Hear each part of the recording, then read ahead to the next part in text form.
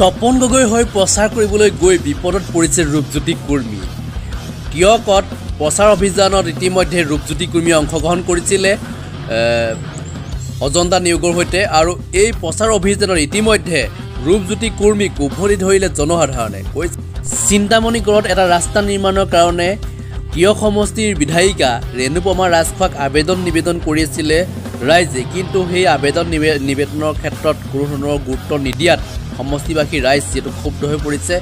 এতিয়া যিহেতু MP ইলেকশ্যনত টিয়ক সমষ্টিৰ হৈ ইতিমধ্যে প্ৰচাৰ অভিযানত অংশগ্ৰহণ কৰিছিল ৰূপজ্যোতি কুৰ্মীয়ে, আৰু সেই ৰূপজ্যোতি কুৰ্মীক উভতি ধৰিছে জনসাধাৰণে। টিয়ক সমষ্টিৰ বিধায়িকাৰ উন্নয়নত ক্ষুব্ধ জনতা। চিন্তামণিগড়ত ৰূপজ্যোতি কুৰ্মীক উভতি ধৰিলে ৰাইজে। মন্ত্ৰী অজন্তা নেওগক লৈ নৱগঠিত মৰিয়নি সমষ্টিত নিৰ্বাচনী প্ৰচাৰ চলাবলৈ গৈছিল বিধায়ক ৰূপজ্যোতি কুৰ্মী। যিসকল বিজেপিক ভোট দিব সেই সকলৰহে উন্নয়ন কৰিব বুলি দম্ভালি ভৰা মন্তব্য বিধায়ক ৰূপজ্যোতি কুৰ্মীৰ।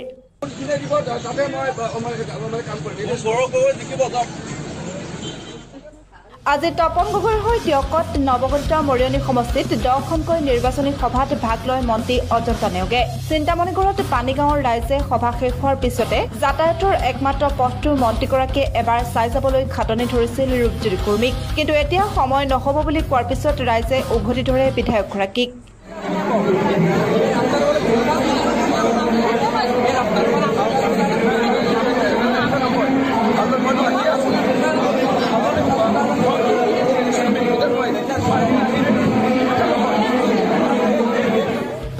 ৰাইজৰ মাজৰ পৰা এজনে চিঞৰিলে, আমি গৌৰৱ গগৈকহে ভোট দিম।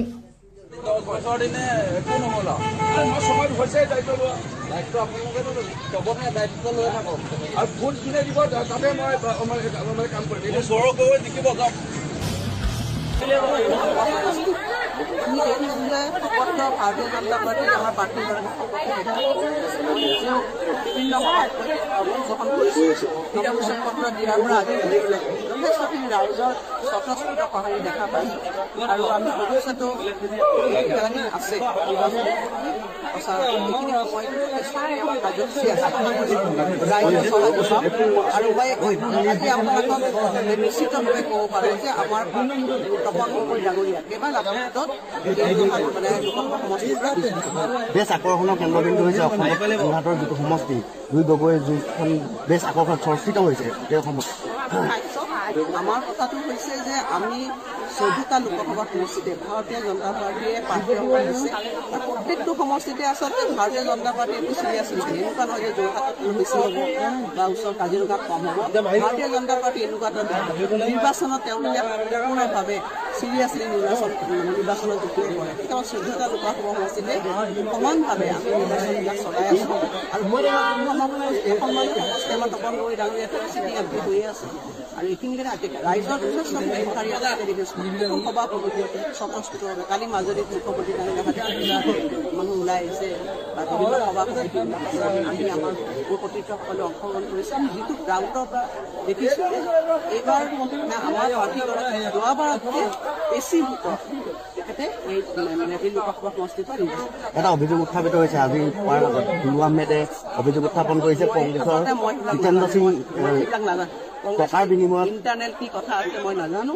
আমি নিৰ্বাচন সম্পৰ্কে কৈছোঁ ভাৰতীয় জনতা পাৰ্টি এতিয়া আমি চিৰিয়াছলি খেলি আছোঁ। আমাৰ গোটেই মৈদামত আমি নামিছোঁ এতিয়াৰ পৰা। মৈদামত আমি আমাৰ এটাই লক্ষ্য যে যেনেকৈ চৰাইটো চকুটো একেবাৰে ইলেকশ্যন জিকিব লাগে, আমাৰ সেইটো কথা যে আমি মুখ্যমন্ত্ৰী ডাঙৰীয়াই কৈছোঁ যে তেল প্লাছ হ'ব লাগে, আৰু সেইটো লক্ষ্যৰে আমি আগুৱাই গৈছোঁ, আৰু নিশ্চিতভাৱে আমি লক্ষ্য কৰিম।